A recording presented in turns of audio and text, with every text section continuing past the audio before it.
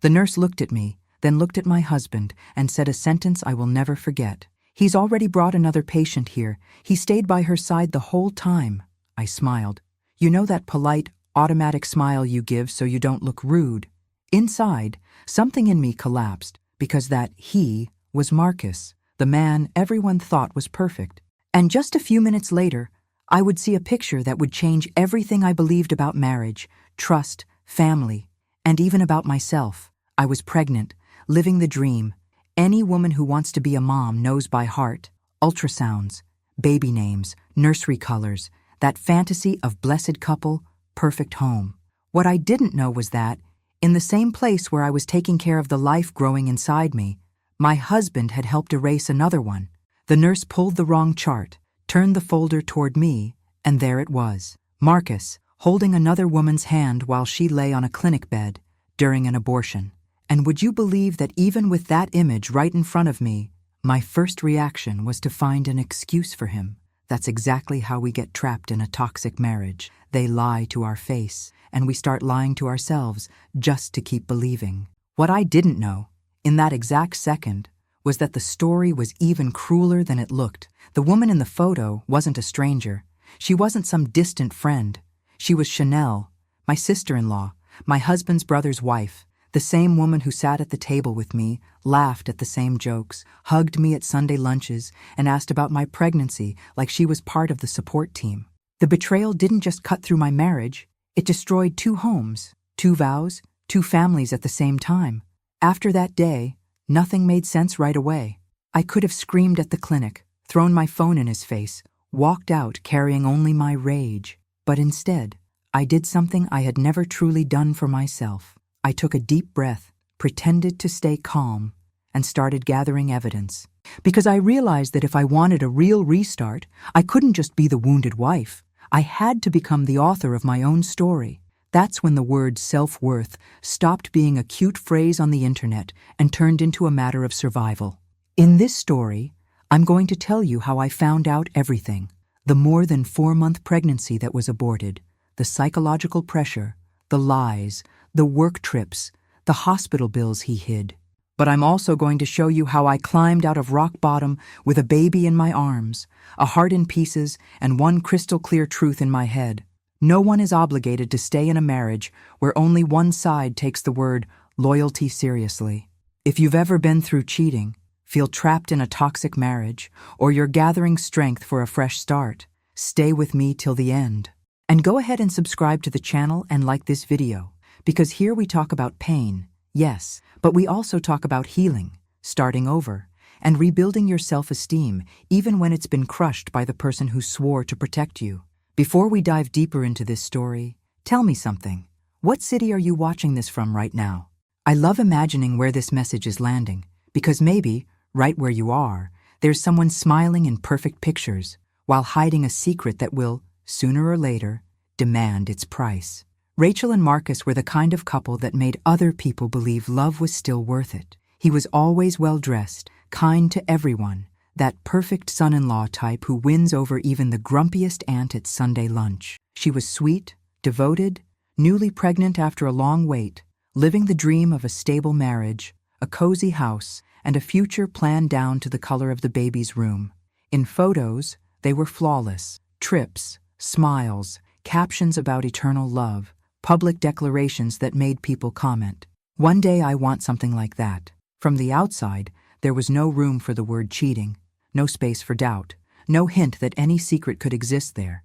Anyone looking from a distance would swear that marriage was bulletproof, one of those nothing in the world could ever shake. The pregnancy came as the cherry on top of their perfect story.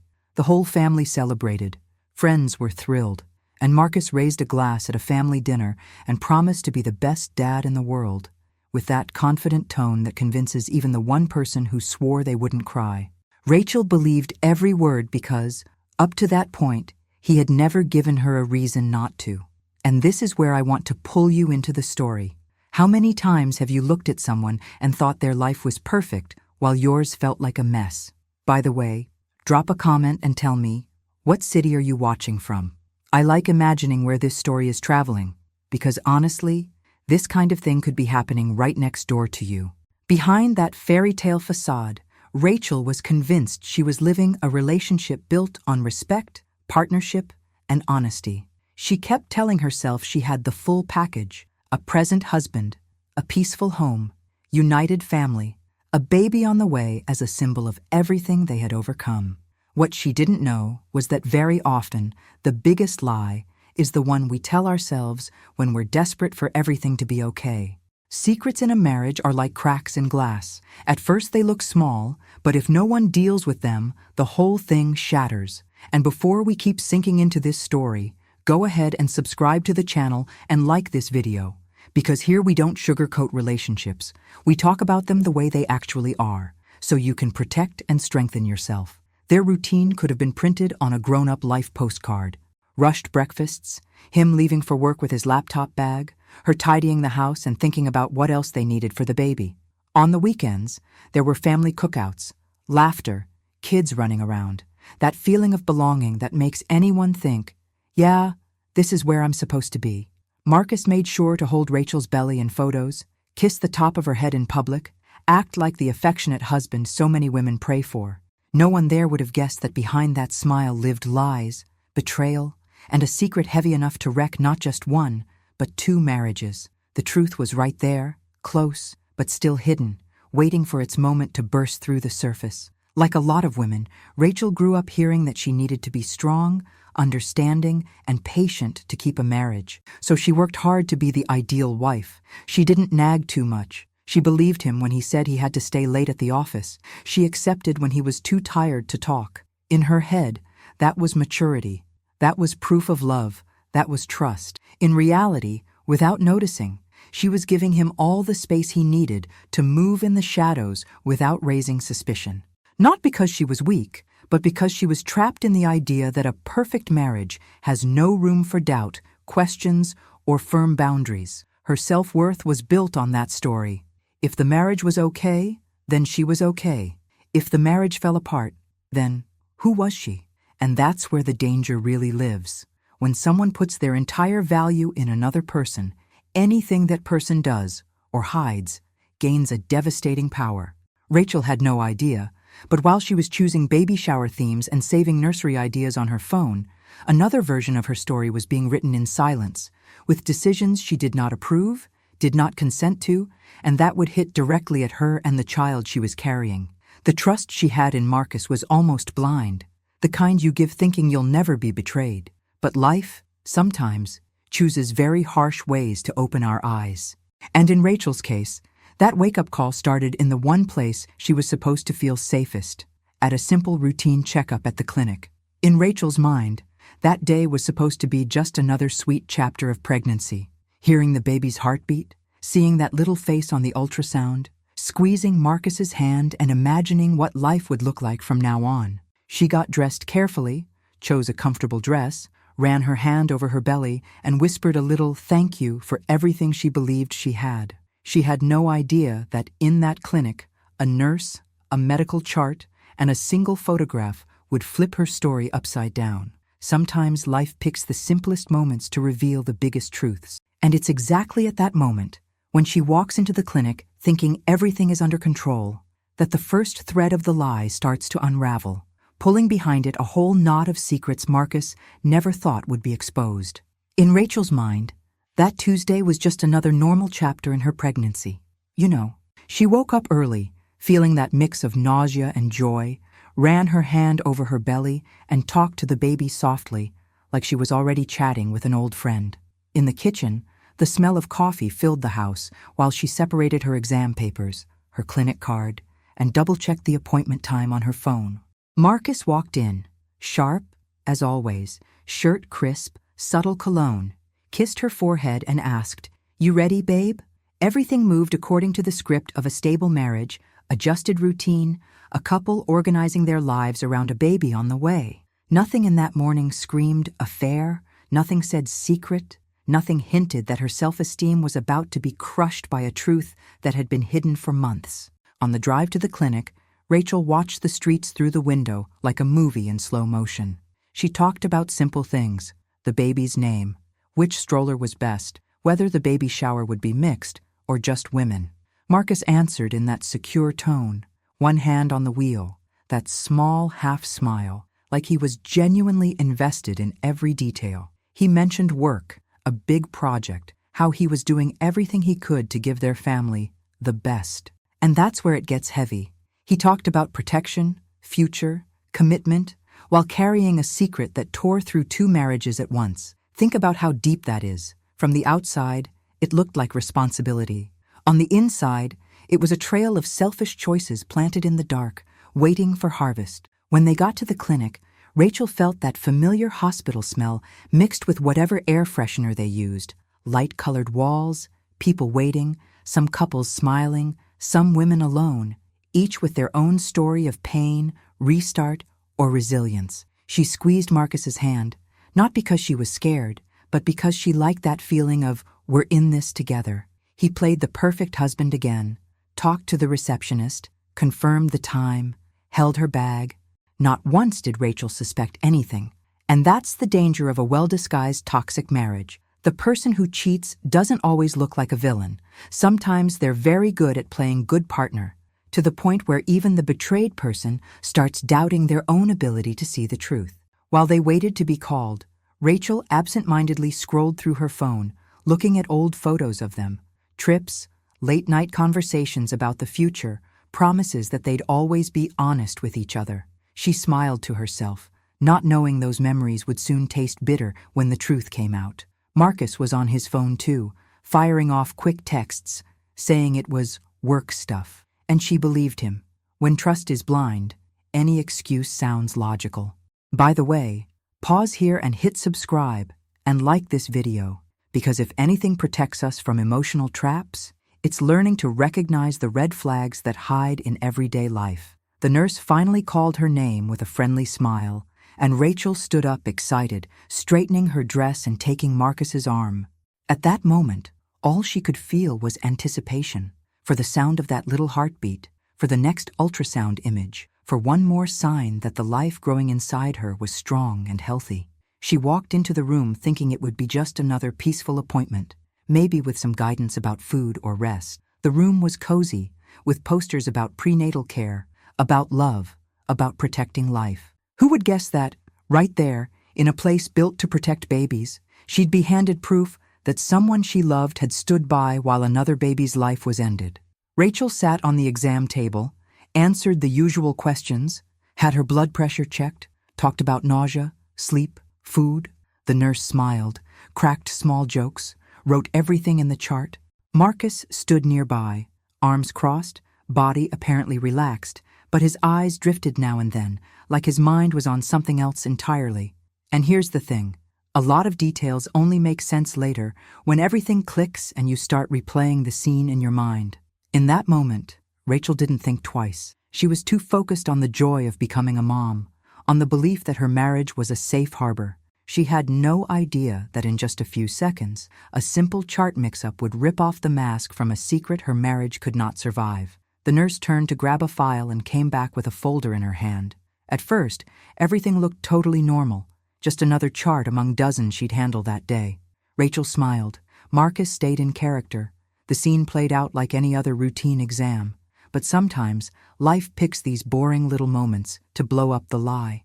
All it took was one small mistake, one wrong folder, one offhand comment that wasn't meant for her, and the carefully curated image of Rachel's perfect life started to crack. From that second on, the secret Marcus thought was buried for good began to climb to the surface, and with it, everything she thought she knew about love, loyalty, and family. The nurse came back holding the folder, with that automatic little smile of someone who's already repeated the same routine 100 times that day. Rachel was calm on the outside, fidgeting with the hem of her dress, while Marcus stared at his phone, supposedly answering work messages. Then the nurse frowned a little, glanced at the front page and said something that, at first, sounded like nothing more than a scheduling glitch. "Weird. The system sometimes mixes up records," she muttered. Then she turned the folder toward Rachel, as if she just needed to confirm a detail, and casually dropped a bomb. "Your husband is very involved, huh? He's already brought another patient here, too." He looked really worried about her. Do you feel the weight of that sentence? In a matter of seconds, Without realizing it, that woman had opened the door to a truth Rachel had never asked to know. Rachel felt her stomach turn to ice, but she tried to keep her face neutral. You know when your body understands before your mind does. Her heart sped up. Breathing got shallow, but her brain was still fighting to drag this into some innocent explanation. Another patient? Worried? Here, in this same clinic?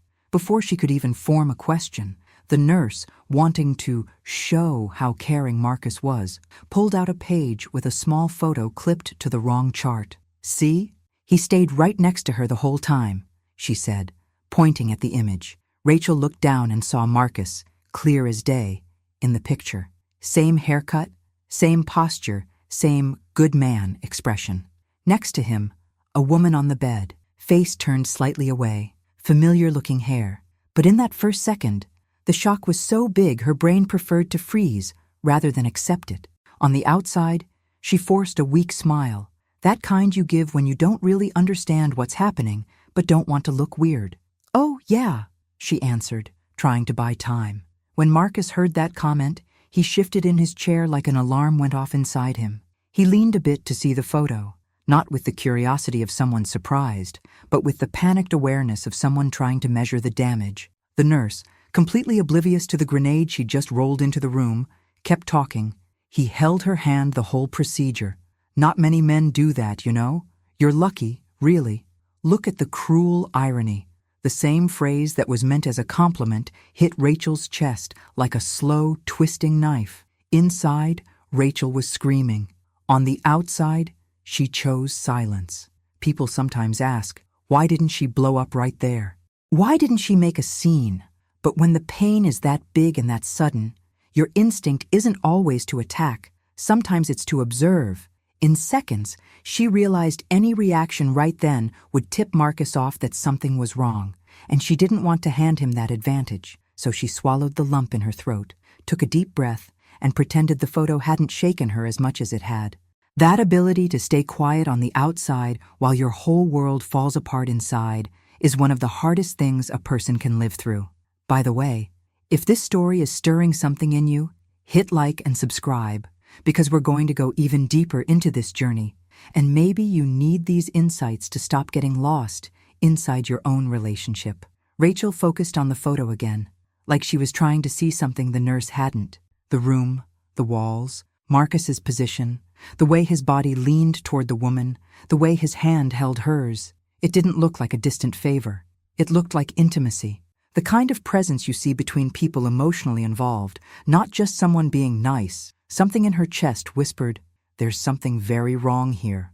But like most of us do, Rachel tried, in that first moment, to cling to the story that hurt less. Maybe the woman was a distant relative, a family friend, someone he was just helping out.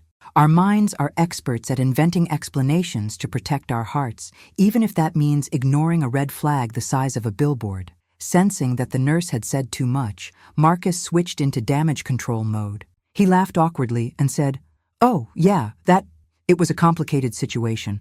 A family acquaintance. She needed support. I just went with her."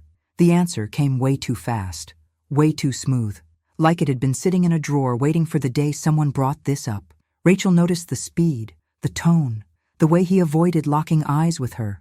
But in that moment, she still didn't have all the pieces. She was missing the cruelest detail of all, who the woman in the bed actually was. And that's what made it even worse. Because even before hearing a name, Rachel could feel this wasn't just a photo of some good deed. It was a snapshot of a man living a double life. The appointment went on, at least on the surface. The nurse put the wrong folder away, picked up the right chart, apologized for the mix-up like it was just a little paperwork issue. Marcus shut down, flipped back into supportive husband mode, and in that moment, Rachel made a quiet decision. She was not going to let that detail slide. She walked out of the clinic carrying two very different weights: the joy of seeing her baby healthy on the ultrasound, and the suffocating question of who that woman in the photo really was. It's one thing to vaguely suspect your partner might be hiding something. It's another thing entirely to see that secret printed in an image, with a date, a place, and a witness. And as much as it hurt, something inside her knew this wouldn't be a small investigation. Because there was something terrifyingly familiar about that woman, something she still didn't have the courage to name, but soon wouldn't be able to ignore. When they left the clinic, Rachel was on autopilot. She smiled faintly, held the ultrasound printout, answered Marcus's questions with one-word replies, but inside, her mind was spinning like someone had hit replay on the nurse scene. The way she'd said, "He stayed by her side the whole time," the nervous reaction Marcus had, the blurry image of the photo. Back home, as soon as she had a moment alone, she sat on the couch, took a deep breath, and started going over everything slowly. The tone of the nurse's voice, the comment, the photo, the explanation Marcus gave. Her intuition was already screaming, but she was still missing the detail that would make everything 1,000 times worse. Figuring out exactly who that woman on the bed was. Rachel closed her eyes and tried to replay the image with more clarity. The angle of the body, the hair, the shape of the face. There was something really familiar there, like when you see someone in a crowd and think, "I know that person from somewhere." She knew that feeling wasn't random. In her mind, she started flipping through the faces of women she knew, relatives, friends, people close to the family. And then, like a puzzle piece snapping into place, the realization hit like a punch to the stomach. The hair, the way the head was turned, the profile, it looked way too much like somebody she knew very well. The blood felt like it drained out of her body when a horrible possibility started to form. What if the woman in that picture was from her own family?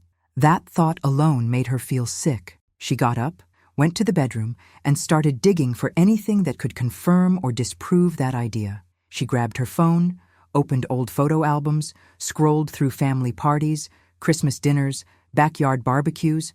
She mentally compared what she remembered from the clinic photo to the faces she'd saved over the years. Her cousin, her coworker, the neighbor. Then she stopped at one picture where Marcus and Chanel were laughing together during a family lunch, surrounded by people, wine glasses in hand. The angle of Chanel's head, the way her hair fell over her shoulder, the line of her jaw. It was almost identical to what Rachel's mind had pulled from that tiny clinic photo. Her heart started pounding differently, not just from the pain of being cheated on, but from the horror of what that would mean. This wasn't just some woman. It was her sister-in-law. It was Andre's wife. It was Chanel. For a second, Rachel wanted to believe she was losing it, that her mind was mixing things up. "No, that can't be right. I'm overreacting," she whispered, pacing the room. It's incredibly common to do this. We'd rather think we're going crazy than accept that someone so close could be capable of something so rotten.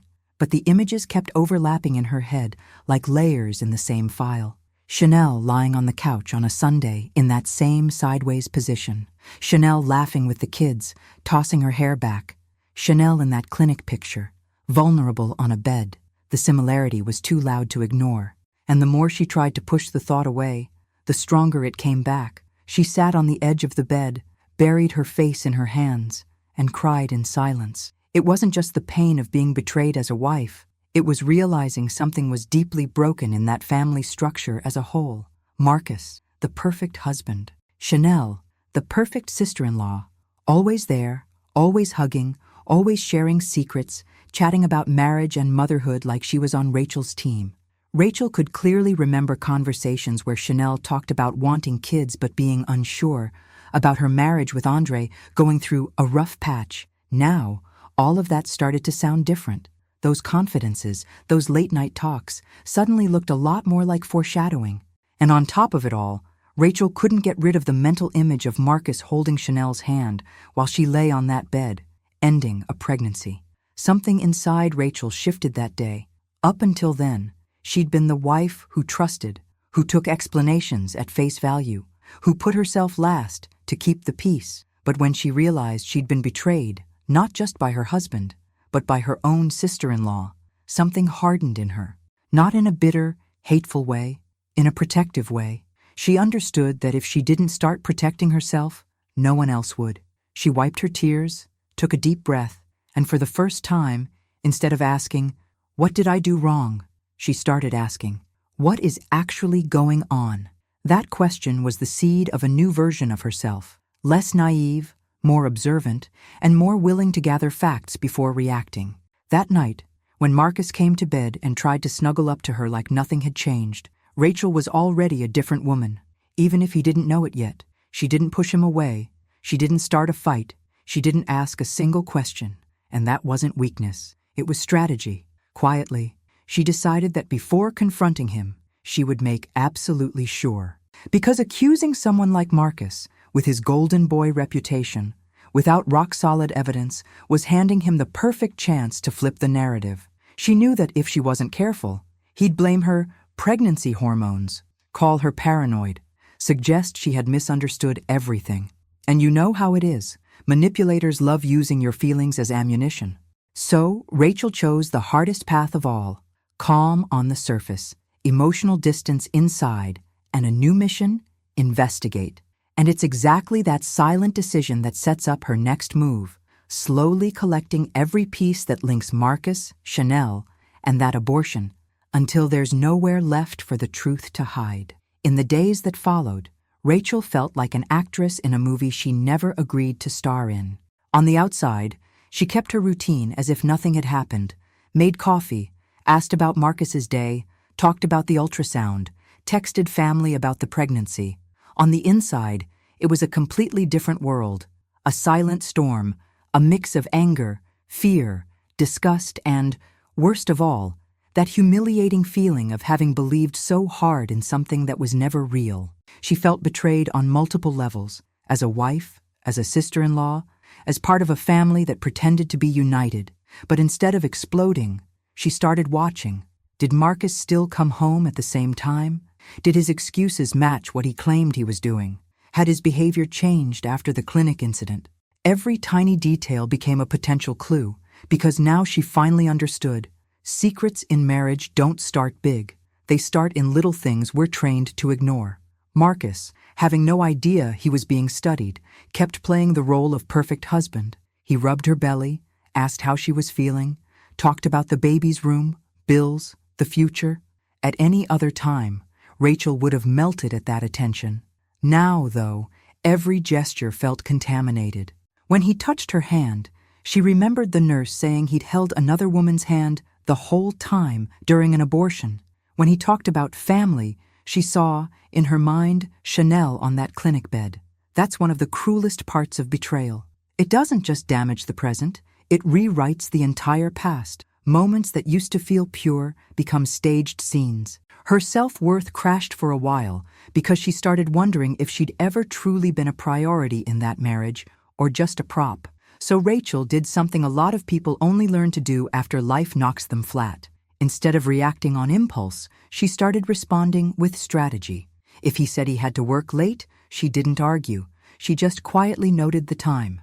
If he claimed he was exhausted because he'd had a rough day, she smiled, but mentally recorded his tone, the pauses, the way his eyes shifted. It wasn't paranoia. It was emotional self-defense. She realized that if she wanted any chance at real healing and a healthy future, she couldn't stay in the role of the lost victim. She had to become someone preparing for a silent war. And if this is reminding you of situations you've lived through, go ahead and subscribe and like this video, because the truth is, we need clarity like this so we don't keep getting swallowed whole by toxic relationships. Something else shifted. Rachel started pulling back emotionally without making a big show of it. She still talked to Marcus, still did the basic wife tasks, but her emotional investment wasn't the same. Before, she told him everything: fears, insecurities, dreams, plans. Now, she kept more to herself, filtered what she shared, and tested whether he showed real interest or just went through the motions. Once someone destroys trust like that, you can't just slap a forgive and forget sticker on it and move on. To rebuild her sense of self, she needed to stop putting Marcus at the center of her universe. She started talking more to her friend Jasmine, and less to him. The marriage that used to be the foundation of her life quietly became just a stage where she walked carefully until she figured out her next move. Family gatherings changed color for Rachel too, even if no one else noticed. Sitting at the table with Marcus, Andre, Chanel, and everyone else, she watched every look, every touch, every comment like a detective. She replayed older memories in her mind, times when Marcus and Chanel seemed to laugh a little too hard together, understand each other a little too quickly, share kitchen conversations while she was busy with something else. Things that once looked like simple in-law chemistry now looked a lot like signs she had ignored. And in the middle of all this, there was the baby. The child she was carrying had no fault in any of it, but still felt everything she felt. So sometimes she'd lock herself in the bathroom, cry quietly, then hold her belly and whisper to the baby, "Mommy's going to fix this. I'm going to protect you." It's brutal needing to be strong for someone else when you feel completely shattered. The more time passed, the clearer it became. This wasn't just about cheating, it was about character. Marcus hadn't just broken marriage vows. He had crossed a much darker line by getting involved with his own brother's wife and standing beside her during an abortion while his pregnant wife thought they had a solid, faithful life together. That wasn't a slip-up. It was who he was when he thought no one was watching. Rachel knew that if she pretended not to see, she'd be betraying herself. And worse, teaching her child that keeping the family together means swallowing anything, no matter how degrading. Quietly, she decided she wouldn't do that. If peace meant being alone, then she'd take a loan. By the way, tell me in the comments, what city are you watching from? I like picturing where these stories are landing, because a lot of this is happening right next door to people who have no idea. But for now, Rachel still didn't have hard proof in her hands, only a burned-in memory of a photo and a pile of strange behavior. She knew that accusing someone like Marcus, who everyone saw as the good guy, without solid evidence, would just give him the chance to turn it all around on her, call her dramatic, hormonal, pregnancy emotional. So her plan started taking shape. She'd go after every detail of that day at the clinic. Dates, documents, bills, anything that tied Marcus, Chanel, and that procedure together. From that moment on, she stopped being just the heartbroken wife. She became the investigator of her own life, and that internal shift from "why did this happen to me" to "what exactly happened here and what am I going to do about it" is what sets up the next step, gathering proof, one piece at a time, until no lie can slip through the cracks. Rachel understood that from this point on, her gut and memory wouldn't be enough. If she wanted to confront Marcus without walking away looking like the overdramatic pregnant wife, she needed concrete proof. So she picked a day when he said he'd be out running errands and started her own quiet deep dive at home. She opened drawers, folders, old boxes where they kept documents, carefully, so nothing would look out of place later. This wasn't frantic snooping, it was methodical, almost cold. She remembered the nurse's comment about how long he'd been at the clinic with that other patient and started tying it to another memory, a business trip he'd taken a few months earlier. Around the same time she'd first started feeling pregnancy symptoms. Rachel pulled out the planner where she wrote everything down, even the smallest stuff, and flipped back through the pages. There it was, Marcus traveling, meeting in another city. That date lit up like a warning light.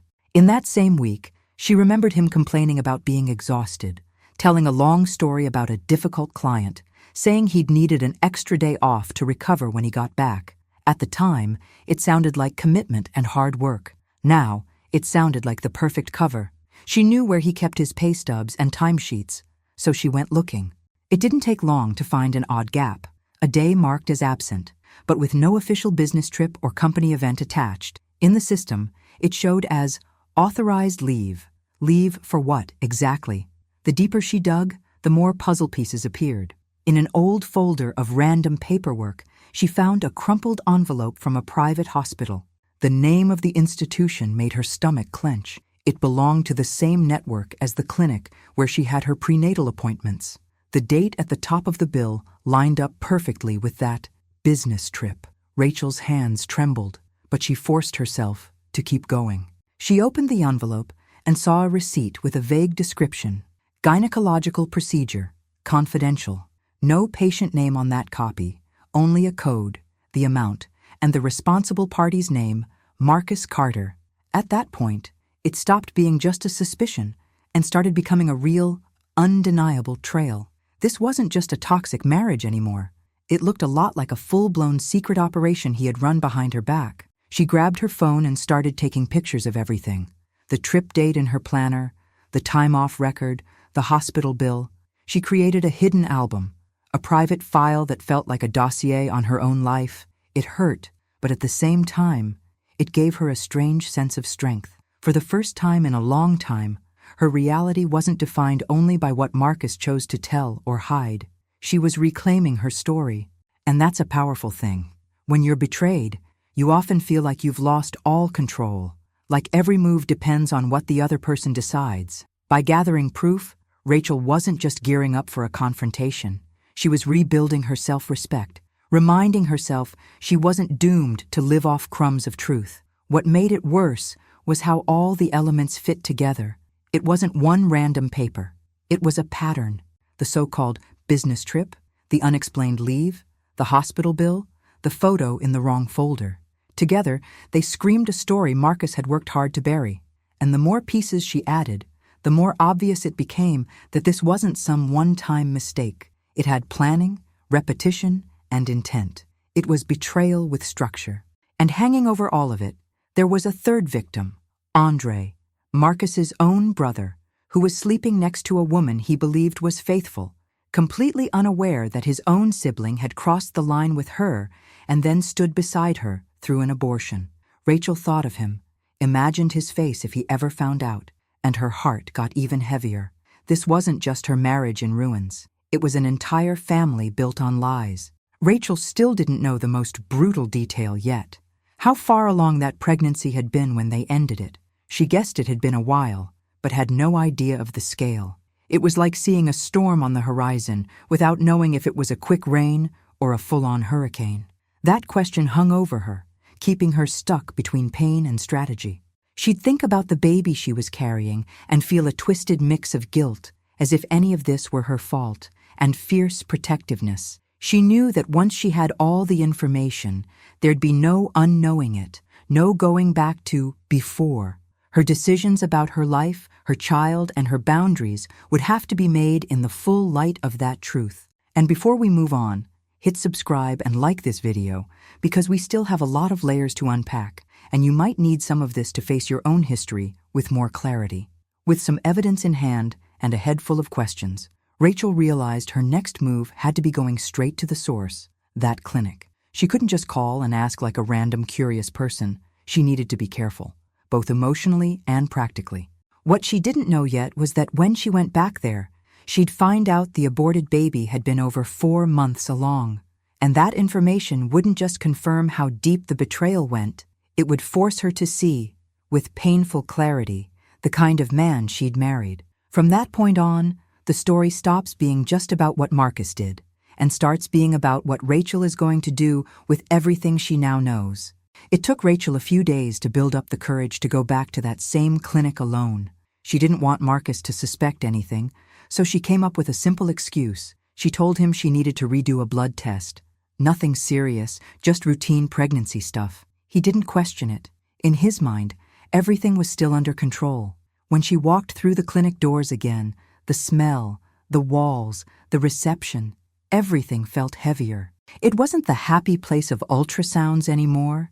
It was the place where a secret had slipped through a crack in someone else's sentence. Rachel waited with cold hands, but a surprisingly steady gaze. She hadn't gone there looking for comfort. She'd gone looking for the truth. And the truth, often hurts way more than the illusion, but it's the only road to real healing. When she finally sat down in front of the same nurse, Rachel took a deep breath and decided she couldn't pretend to be clueless. Without giving too much away, she started carefully. She mentioned the mix-up with the chart during her last visit, laughed a little like it was just funny, and asked if the nurse remembered that other patient Marcus had accompanied. At first, the nurse looked embarrassed, like she thought she might have crossed a line by saying too much. Rachel stayed calm, told her it was okay, that she just got a little surprised, and that if her husband had taken someone there, she wanted to understand so she could support too. Smart, right? Instead of attacking, she approached like someone trying to piece things together. That softened the nurse, who relaxed and started talking. The nurse said she did remember that patient, that it had been a delicate case, that the man with her, Marcus, seemed really nervous, pacing around, looking like the weight of the world was on his shoulders. Rachel listened silently, heart pounding in her throat. Then came the first real punch. It was a tough procedure, the nurse added, because the pregnancy was already over 4 months along. 4 months. Rachel felt the air leave her lungs. 4 months meant a fully formed baby. Tiny fingers, face, movement. This wasn't an early oops. It was a fully developing life. The betrayal suddenly had flesh, bone, and a timeline. She did the math right there in the chair. 4 months before that procedure, she was already trying to get pregnant. Maybe she was even pregnant already and didn't know yet. Either way, she was sharing a bed, dreams, plans with Marcus while he was, at the same time, living an entirely different story with another woman.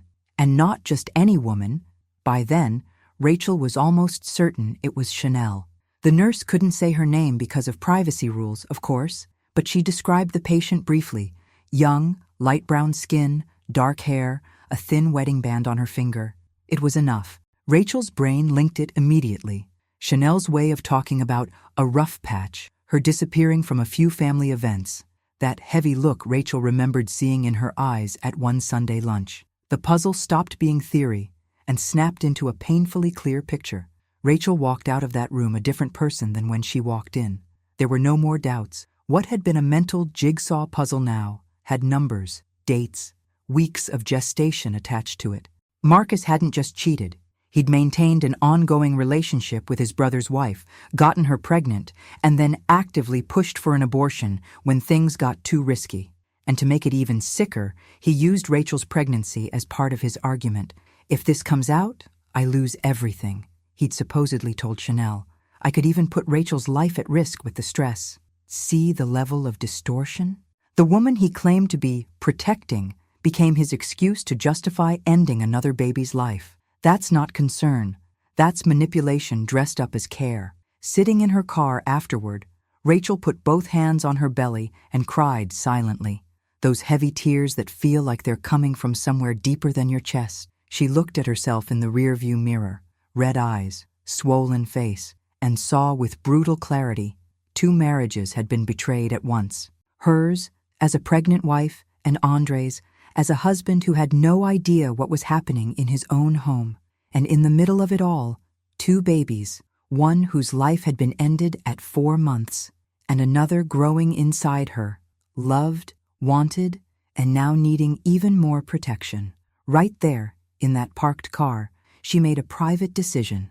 Her son would not be raised in an environment where lying and cowardice were normal. But that didn't mean blowing everything up that second. It meant learning to survive while knowing, and pretending, for a little while longer, that she didn't, until the timing was right to flip the table. And that's where the next phase began, carrying a truth that dirty in her chest while still having to sit at the same table with everyone as if nothing had changed. From here on out, Rachel would have to coexist with Marcus and Chanel, look them both in the eyes, and hold inside her the ticking time bomb of what she knew. Before we step into that even more tense part, tell me in the comments what city you're watching from. And don't forget to subscribe and like this video, because what comes next is where her emotional strength gets pushed to the limit. And maybe some of what she learns there is exactly what you need to strengthen yourself too. Rachel found out there's a very specific kind of hell, the one where you know everything, but you have to pretend you don't know anything. Family lunches, which used to be loud and relaxed, suddenly felt like scenes from a twisted play. She'd sit at the table, see Marcus serving her food, asking about the baby, hear Andre talking about work, and then see Chanel, laughing, chatting, scrolling on her phone, like she wasn't carrying the memory of a baby she'd aborted and an affair with her brother-in-law on her back. Every time Chanel's eyes met hers, Rachel felt a chill. She wasn't even sure if it was anger, pity, or some sick blend of both, but she knew one thing for sure. She was no longer the same woman who used to walk into that house. The cruel part was how everything stayed exactly the same for almost everyone, except her. The jokes, the comments about sports, random arguments about politics, her mother-in-law's famous dessert. Life seemed to go on as usual, but inside Rachel, nothing was normal anymore. Every word Marcus said now had 2 layers, the one he spoke out loud and the one echoing in her mind, tied to the clinic, the abortion, the lies. When he'd come up behind her, touch her belly and say, "My son," she caught herself wondering how many times he'd used similar words with Chanel, in whispers, in deleted texts, in moments when Rachel was at home, folding laundry and believing she had a faithful husband. That's how betrayal works. It doesn't just ruin one moment, it poisons your memories. She started watching the smallest things with almost surgical precision. When Marcus and Chanel talked, she paid attention to how long their eyes stayed locked, the way they responded to each other, the inside jokes that used to sound like harmless in-law banter. Now, even a quick shared laugh sounded like a reminder that, at some point, they had shared much more than family ties. One afternoon, something small burned into her mind. Everyone was in the living room watching TV when Andre stepped outside to take a phone call. Marcus made a dumb comment, Chanel laughed, and the two of them exchanged a very quick, awkward glance, like people who accidentally bumped into their own guilt. It was only a second, but for someone who already knows the truth, it was a spotlight. Even then, Rachel didn't want to act out of pure rage. She knew that if she exploded right there, in front of everyone, she'd walk away labeled as emotional, dramatic, pregnant, and overreacting. It happens all the time.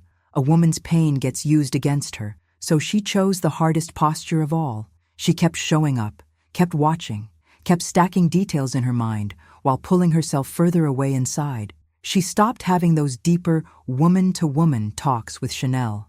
When Chanel tried to discuss marriage or vent about Andre, Rachel shut it down politely but firmly. She didn't want to blow her cover by snapping and revealing that she knew everything. But she also couldn't pretend that sister-in-law bond still existed. And yeah, that's heavy, being physically close to someone and, at the same time, emotionally done with them. The only person she really opened up to was Jasmine, the friend who wasn't tied to Marcus's family and could see things with clearer eyes. On calls, voice notes, quick meetups, Rachel poured out the chaos on her chest, the clinic, the photo, the 4-month pregnancy, the abortion, the lies at the table as if nothing had happened. She admitted she'd often wanted to storm into a family gathering and destroy the facade in one breath. Jasmine listened, angry for her but grounded, and reminded her, "You're pregnant. Your priority is you and that baby. The rest we'll handle with strategy." Together, they started sketching out practical options. What if Rachel needed to leave the house quickly? What if the confrontation got ugly? Where could she go? How could they make sure she and the baby were safe? It stopped being just emotional venting and started becoming a real plan. Meanwhile, Marcus still thought he was ahead of the game. That's the thing about people who lie for a long time. They get used to feeling untouchable. He had no idea Rachel had already mapped out nearly everything he'd done. Still, she didn't confront him yet. Not because she was afraid of him, but because she was protecting herself. She wanted to choose the right moment, the right setting, the right words. Not to soften the blow for him, but to make sure that when she laid out the truth, there wouldn't be any room left for him to twist it. And right here, let me ask you, what city are you watching this from? Drop it in the comments. Stories like this happen in every corner of the map, a lot of them hidden under the rug of "we're a good family." On the outside, everyone still called that group of people a close family. They talked about Christmas plans, future trips, birthdays, home renovations. On the inside, Rachel already knew the clock was ticking. She could feel the moment coming when she'd have to act, not just for herself, but for Andre, who was still walking around in the dark. The love she had for him as family made it impossible to swallow that truth forever. But before blowing everything open with him, before setting off that bomb in the middle of everyone, she knew she had to start with one central piece, Chanel. That was who Rachel wanted to sit down with first, away from Marcus, away from everyone, face to face, not to comfort her or hear excuses, but to force the truth out of her mouth. And that decision is exactly what leads into the next part of this story, the day she calls Chanel over to talk, and the mask finally starts to crack. Jasmine had always been the kind of friend who didn't need a long explanation to know something was wrong. One shaky, "Are you busy?" over the phone was enough for her to answer, "I am, but I just became free for you." What happened? They met up at a quiet little cafe, the kind nobody in Marcus's family ever went to. Rachel got there first, stirring her drink without really drinking it, eyes drifting. When Jasmine sat down, all it took was a firm but gentle, "Talk to me," for the dam to break. Rachel told her everything, in order. The nurse, the photo, her suspicion about Chanel, going back to the clinic, the 4-month pregnancy, the abortion, the hospital bill, the time off from work. It wasn't a messy rant anymore. It was a full story, piece by piece, that would shock anyone hearing it for the first time. Jasmine listened without cutting her off, her face switching between outrage and sadness. Sometimes she shut her eyes. Sometimes she pressed her lips together. But she let Rachel pour it all out before she said a single word. When Rachel finally finished, wiping her face and letting out a long breath, Jasmine said something simple that hit like a reset button. "Okay, now that you've gotten this out of your chest, we start fixing what's outside." That sentence was a turning point. Up until then, Rachel had felt like a pressure cooker ready to explode, carrying a secret way too big for one person. Knowing she had at least one person fully on her side, someone not tied to Marcus's family, not afraid to ruin the vibe, gave her a new kind of ground to stand on. By the way, if you value this kind of friendship too, go ahead and like this video and subscribe, because a lot of what we talk about here is exactly that. Who's really standing next to you when your world falls apart? Once the first shock settled, Jasmine's practical brain kicked in. She started asking questions: whose name was on the house, how the bills were split, whether Rachel had anything in her name, if the marriage was on paper or just religious, whether there were documents for the baby, what accounts Marcus had access to. While she asked, she scribbled notes in her phone like she was building a checklist. Until then, Rachel hadn't thought about any of that in a concrete way. She just knew, in her heart, the marriage was dead. But life doesn't move based on heartbreak alone. It runs on contracts, addresses, documents, accounts. Jasmine reminded her, "You need a plan, Rach. You can't just wake up one day, scream, walk out pregnant and not know where you're going. What if he reacts badly? What if his family pressures you? We need things lined up first." That's when a more tangible idea came up. Jasmine mentioned she knew someone who had a small furnished apartment for rent in a quiet neighborhood, somewhere far from Marcus's usual routes and family routine. It wasn't fancy, but it was clean, safe, and ready for a baby.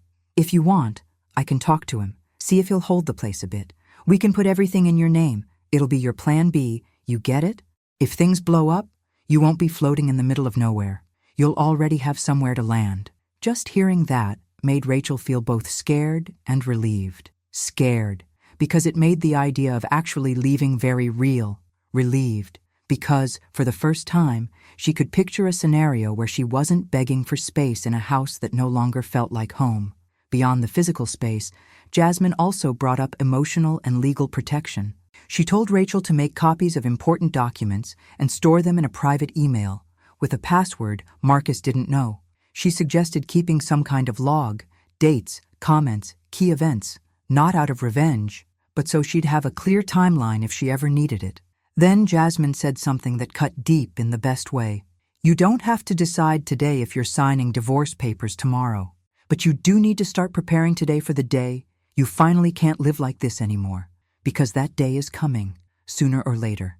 Rachel heard that, and for the first time, instead of feeling only despair, she felt a tiny spark of hope. "Oh, and since we're here, what city are you watching from? Drop it in the comments. I love knowing where these little seeds of restart are being planted." With Jasmine, Rachel felt safe enough to admit things she hadn't even said out loud to herself. She confessed that sometimes she felt horrible guilt for being pregnant while another baby, also Marcus's, had been aborted. She admitted that there were moments she looked at her belly and wondered if her son didn't deserve a father at home, even after everything he'd done. Jasmine listened without judging, then answered with the kind of clarity only someone outside the mess can give. "Your son deserves a father who's ashamed of what he did and actually changes, not someone who pretends nothing happened. You're not taking his dad away, Rach. Marcus is making that choice every time he lies, hides, and puts himself first."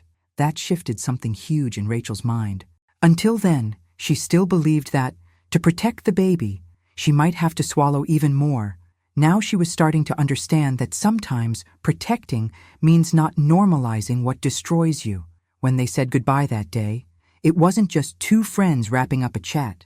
There was now a potential address, a real plan, a rough timeline, a direction.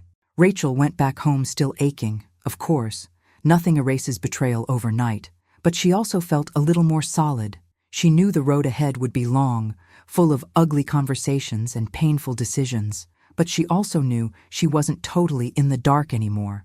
From that day on, every time she sat across from Marcus and Chanel, every time she walked into her in-laws' house, every time she heard someone praise the beautiful family, she carried a quiet certainty inside her.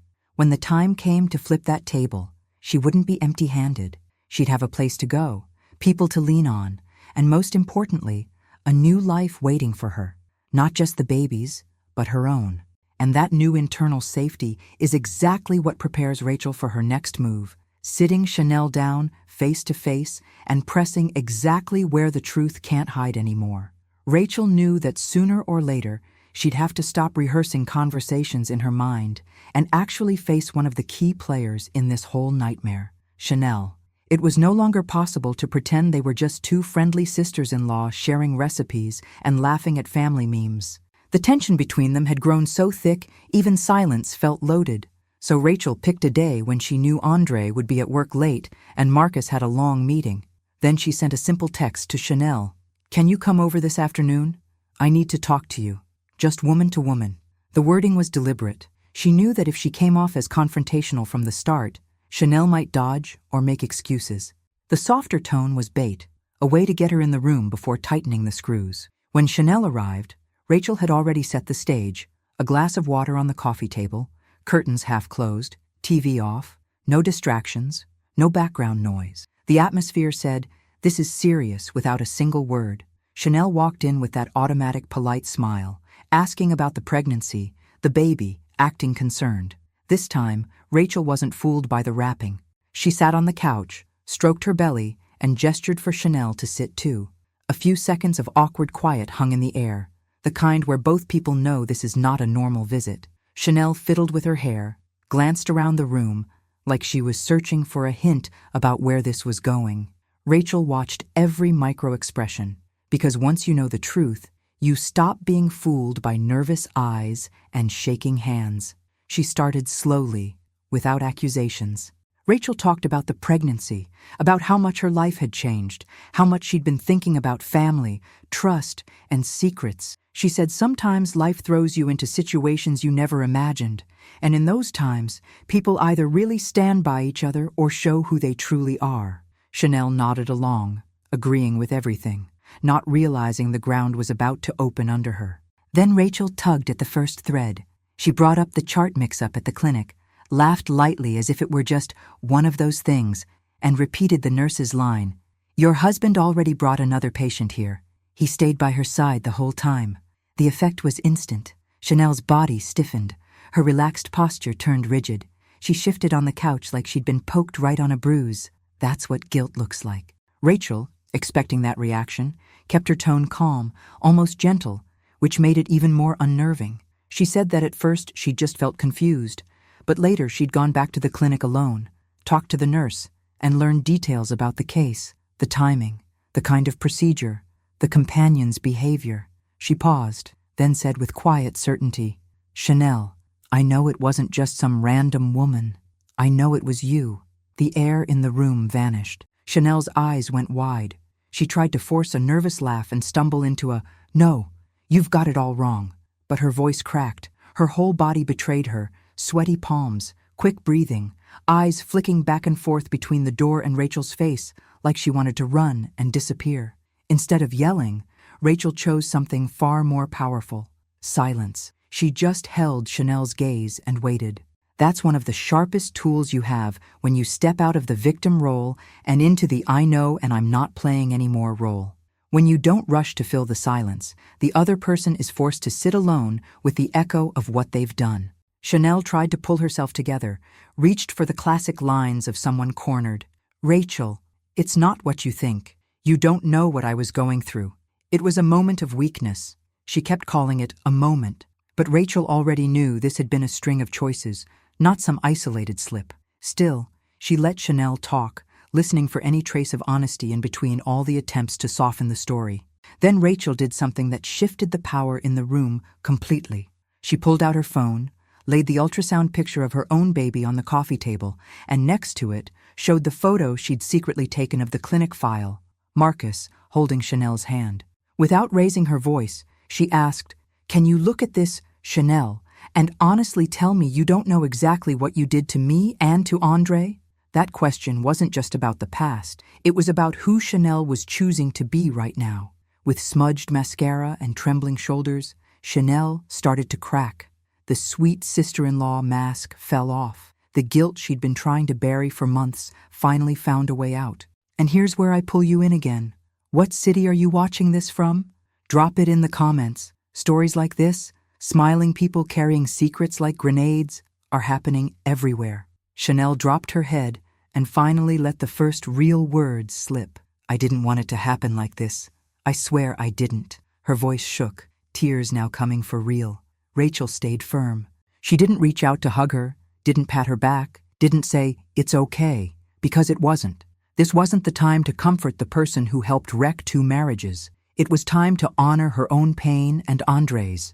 Rachel needed to hear the whole thing, spelled out, no half-truths, no blurred edges, how it started, how far it went, and just how involved Marcus had been at every step. The living room that used to be a place for family chit-chat had turned into an emotional interrogation room. And in the next part of this story, Chanel finally stops trying to downplay what happened and reveals the sentence Marcus used to justify everything. "If this comes out, I lose everything. Even Rachel's life could be at risk." The way he twisted that line says far more about him than any excuse he ever tried to give. When Chanel finally started telling the truth, it didn't come out as some neat, organized speech. It came in pieces, like she was throwing up something that had been rotting inside her for months. The first thing she managed to say was barely a whisper.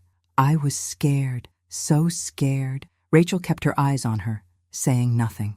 Chanel wiped at her tears like she could erase what was already done, then continued. She said it all started with innocent messages, late-night chats about her marriage problems with Andre, advice from Marcus turning into emotional intimacy, venting turning into flirting. You know how dangerous it is when you start telling the wrong person all your deepest frustrations. That's how it began. By the time she realized how far in she was, it wasn't just talking anymore. It wasn't a one-night thing. It was something both of them had fed, step by step. That alone was another knife in Rachel's chest. It confirmed that Marcus had built this, not just fallen into it. Chanel described the moment she found out she was pregnant. Total panic. Her marriage with Andre was already shaky, and now there was a baby that, she knew, couldn't be his. She told Rachel she'd asked Marcus to meet somewhere out of sight and had dropped the bomb. "I'm pregnant." She said she expected anything. Denial, anger, or even some insane promise that he'd leave everything and be with her. But what she got was worse. Cold calculation. According to Chanel, Marcus stayed silent for a few seconds, asked how far along she was, did the math, and then went straight into problem-solving mode. Not for the baby. For himself? "You don't get it, Chanel. I could lose everything," he supposedly told her. And that everything, Rachel knew, included the life he was pretending to build with her. At first, Chanel said she didn't want an abortion. She said the idea of carrying the pregnancy to term scared her, but the idea of ending it terrified her in a different way. Still, Marcus started what she called a campaign. He pushed the same narrative over and over. He reminded her that her marriage was already fragile, that Andre would be destroyed, that the family would turn on them both, and then he pulled out his sharpest weapon, Rachel's name. He told Chanel that if the truth came out, Rachel could lose the baby from the stress, that she was too sensitive, that she couldn't handle that kind of blow. He planted the idea that if they didn't end the pregnancy, Chanel would be responsible for any tragedy in Rachel's life. That's not protection. That's manipulation at its highest level, using one woman's love and fragility as leverage to pressure another woman into ending a pregnancy. Rachel sat there, listening, each sentence stinging in a different place. On one hand, her anger at Chanel was more than justified. She'd still chosen to cross the line with Marcus. On the other, the picture of who Marcus really was became clearer than ever. He wasn't just unfaithful. He was willing to twist reality, weaponize Rachel's pregnancy and mental health, and push Chanel toward something she clearly didn't want, just to keep his reputation intact. Chanel said she'd cried, told him she didn't know if she could go through with it, that she felt dirty, that she felt trapped. And Marcus, according to her, stayed steady on his script. It's the best thing for everyone. You don't have the structure for this. Your marriage is already falling apart. And me? I can't lose Rachel. I can't lose my image, my job. I lose everything. Notice the pattern. It was always about him. Chanel described the day of the procedure, the exams, the silence in the car, her hands shaking. She told Rachel she'd looked at Marcus right before going in and asked, "Are you sure? Are we really going to be able to live with this?" And she claimed he answered with the sentence Rachel would never forget. "We don't have a choice. If this comes out, Rachel could die from the heartbreak. You know how emotional she is. I won't risk her life." The cruelty in that nearly knocked the air out of Rachel. Marcus had turned her sensitivity, the same sensitivity he used to call beautiful, into a tool. He wrapped poison in gift paper and called it protection. It wasn't about saving Rachel. It was about saving himself and locking Chanel into a decision she'd never be able to undo. If this part of the story is hitting you hard, hit like and subscribe, because we need to talk more about this kind of emotional abuse disguised as concern. After the abortion, Chanel said she spiraled, nightmares, crying fits, feeling like a shell of herself. She said she tried to distance herself from Marcus, that she felt sick looking at him, not just for what they'd done, but for how cold he'd gone afterward. According to her, he shifted into erase mode. No more late-night talks, no more intimate messages, no more, "What are we going to do?" Instead, he told her to act normal. "We take this to the grave. It's better for everyone," he had said. Rachel sat there, realizing that while she had been choosing baby names and imagining family photos, Marcus had been actively building a graveyard of secrets and shoving both women into it. And secrets in a marriage, they're like buried landmines. They don't disappear, they just wait. Rachel took a deep breath, feeling the weight of her belly and the weight of the truth at the same time. She didn't feel sorry for Chanel to the point of excusing her, but she couldn't unsee the fact that Marcus was the central gear in all of this. And in that moment, something clicked. She was done trying to understand why he'd done it. There are things that don't need explanations. They just need consequences. From that point on, her energy wouldn't go into digging for more justifications.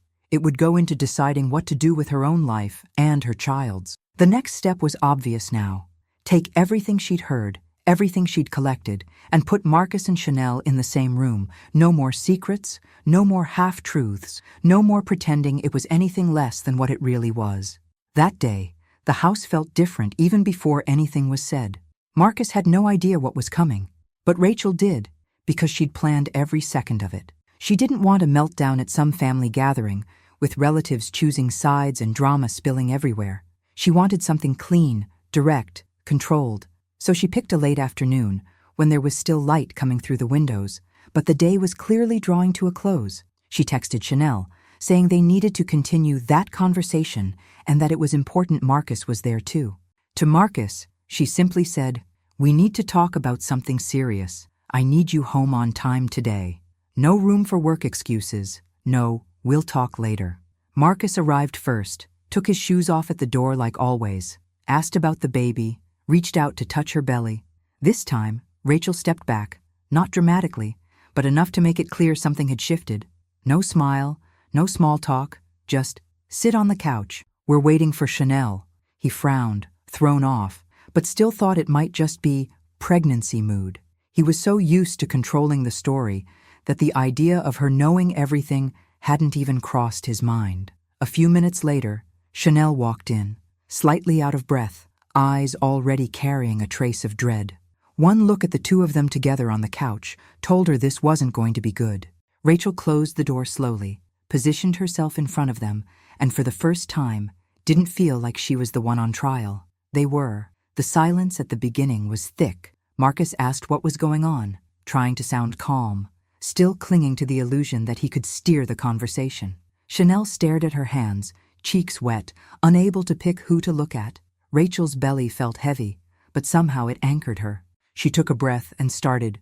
No warm-up, no gentle let-in. She said that over the last few months, she'd been putting together small pieces that at first didn't make sense, but now formed a full story. She talked about the clinic mess-up, the nurse saying Marcus had been there with another woman, the photo of him holding her hand, her return visit alone, the confirmation about the 4-month abortion. She told them about the work, trip, the time off, the hospital bill. As she spoke, you could see the color draining from Marcus's face. First he tried a tense smile, then his jaw tightened, then his eyes went flat. When Rachel said, clearly, that she knew the woman in the bed was Chanel, everything in the room froze. Marcus turned his head toward Chanel with this desperate look that said, fix this, lie for us, but she didn't. She couldn't. Her face crumpled, and that was all the confirmation Rachel needed, even though, at that point, she already had enough proof. Then Rachel did the thing most people are too scared to do. She looked them both in the eye, shifting back and forth, and said, calm and precise, I know you two had an affair. I know you, Chanel, got pregnant by my husband. I know the two of you went to a clinic together. I know my husband stayed by your side while you aborted a baby that was already over 4 months along. And I know all of this happened while I was trying to get pregnant and building a life with him. No screaming, no plate throwing, but her steady voice hit harder than any explosion would have. Cornered, Marcus went straight into defense mode. First came denial. He said the nurse could have mistaken him for someone else, that Rachel must be connecting dots wrong, that the 4-month pregnancy might have been another case. Rachel picked up her phone, pulled up the photos, the time-off date, the hospital bill, the clinic info, and laid them out verbally. Do you really want to take that route, Marcus? Because if you do, I will put all of this in front of a lawyer, and if I have to, in front of your company too. I'm not that woman anymore who you could gaslight with, you're just hormonal. He realized this was not the Rachel he was used to.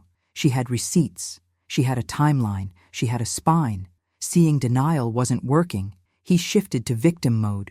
He started talking fast. Classic panic. He said he'd been confused, that their marriage was going through a rough patch, that the pressure had gotten to him and no one knew how much he carried. He called it the worst mistake of his life, swore he'd change, begged her not to throw the marriage away.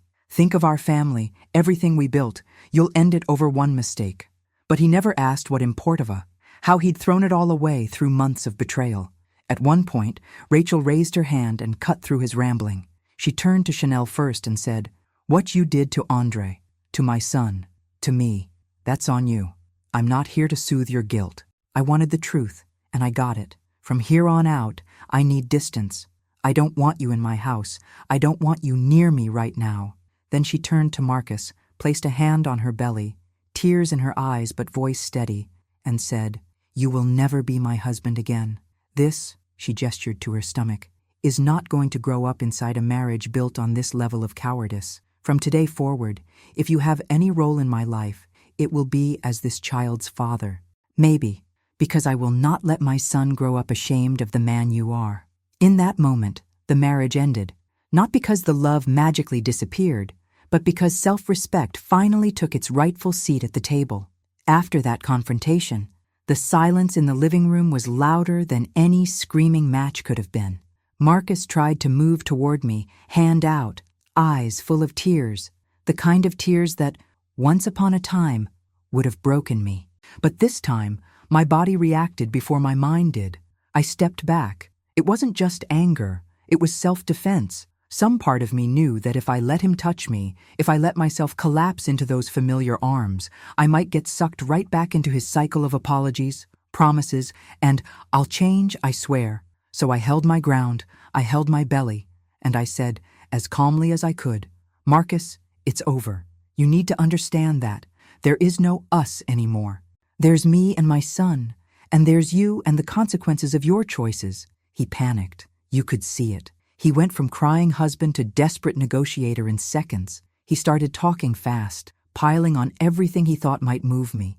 Said he could change, that what he did was the worst mistake of his life, that he'd go to therapy, to church, to whatever program I wanted, that we had built too much together to throw it all away over this. He pulled every cliché he could reach.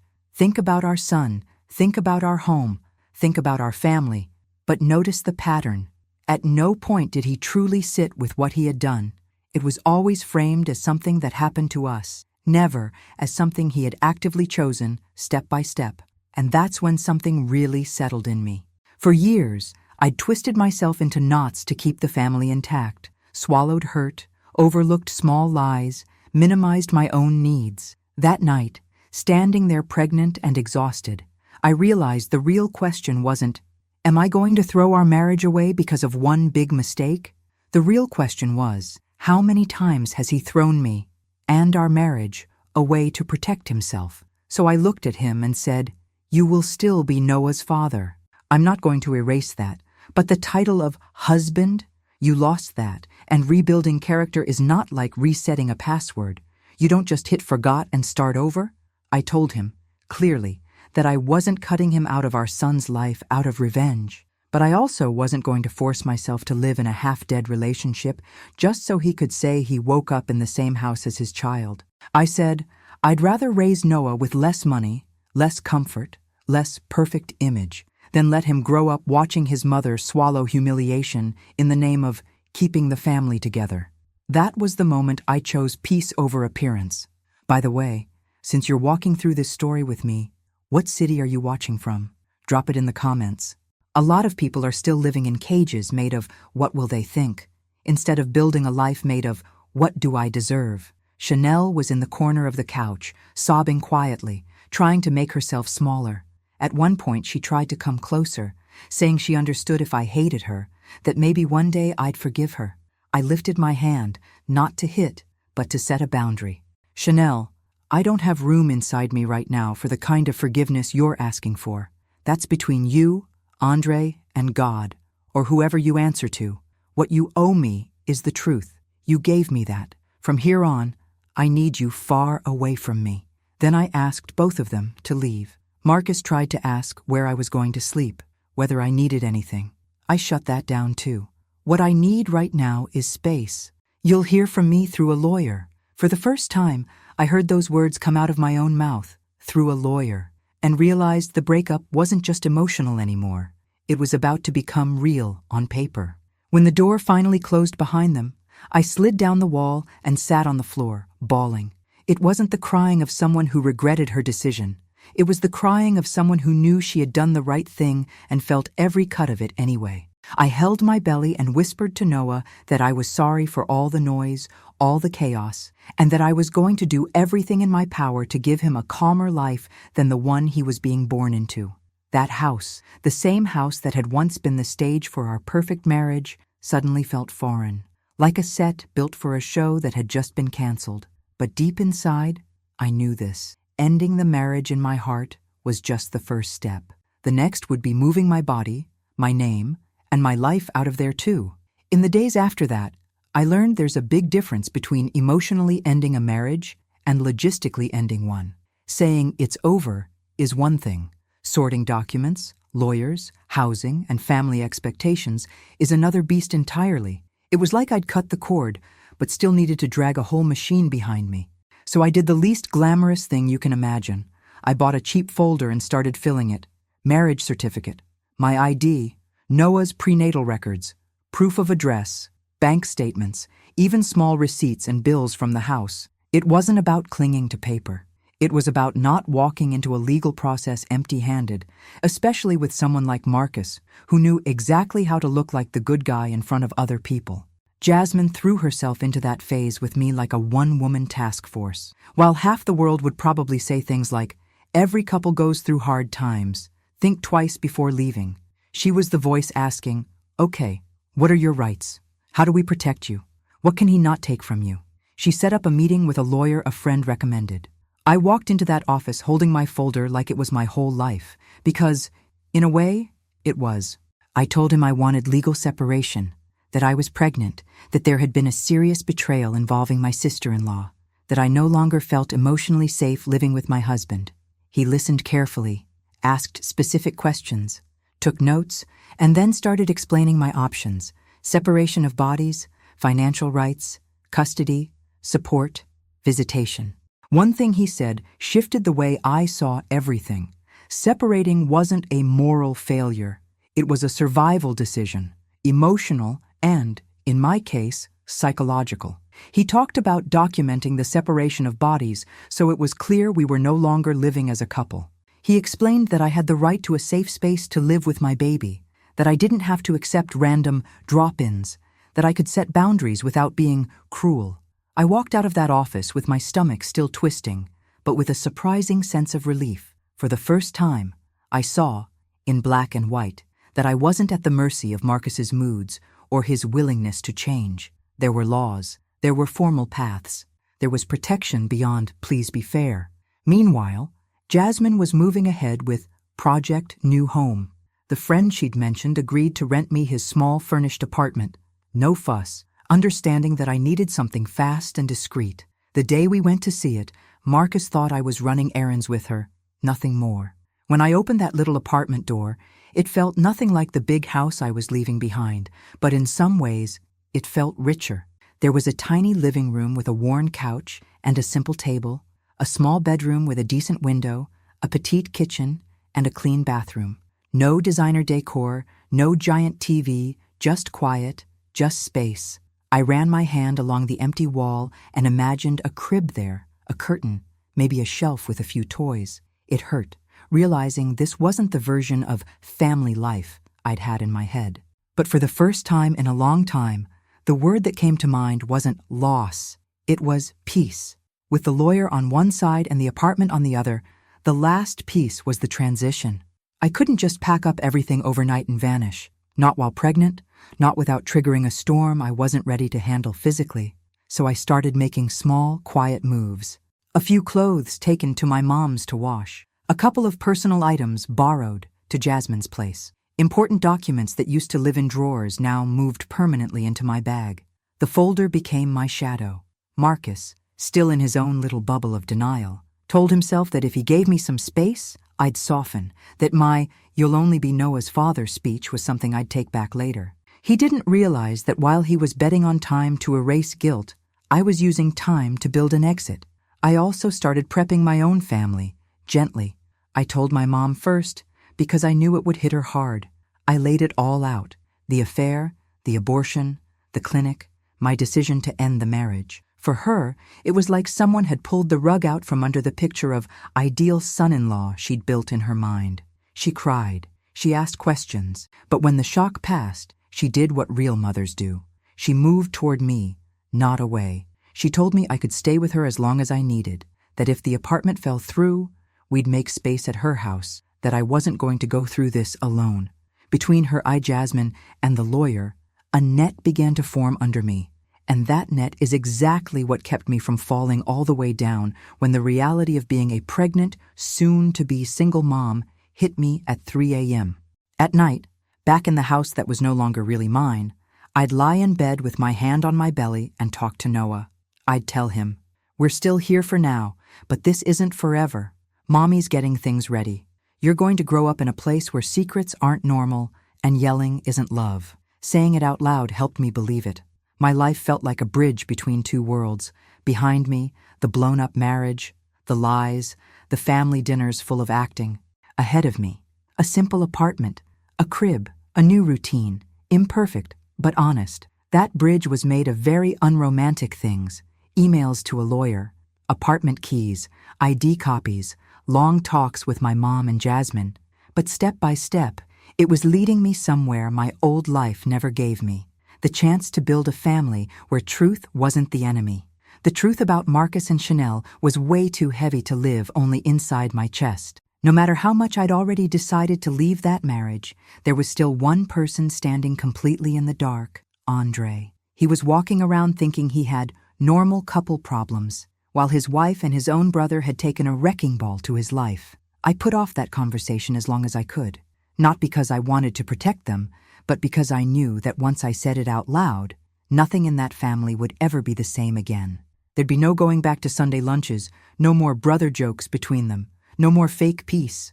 Still, staying quiet would have turned me into part of the lie, and after everything, I refused to be part of their cover-up. So one afternoon, with my heart heavier than my belly, I texted him, "I need to talk to you. Just you and me. It's serious." We met at my mom's house, neutral territory, far away from my in-laws' drama-soaked living room. Andre came in joking, like always, asking about the baby, saying I looked more like a mom every day, completely unaware that in a few minutes I was going to blow his world apart. We sat at the kitchen table, the smell of coffee in the air, and I realized my hands were shaking a little, but my voice was steady. I started by asking how things were with Chanel, if he felt anything weird, if he thought there was more going on than just stress. He gave the standard guy answers. You know how marriage is, right? Ups and downs, some tension, nothing out of the ordinary.